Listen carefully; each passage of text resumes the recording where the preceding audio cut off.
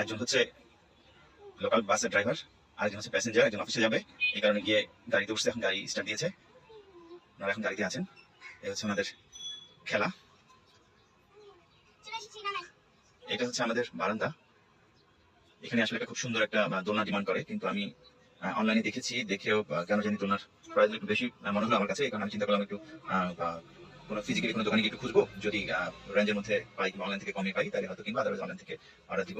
তো দোলনা আনা পর্যন্ত ওরা বলে যে আমরা এখানে একটা অস্থায়ী একটা দোলনা ফিট করে দেওয়ার জন্য। তো আমি কি করবো করে, একটা পুরানো শাড়ি ছিল, ওই শাড়িটাকে আমি অ্যারেঞ্জ করে তারপর দোলনার মতো করে বেঁধে দিয়েছি। ওরা এখন এটাতেই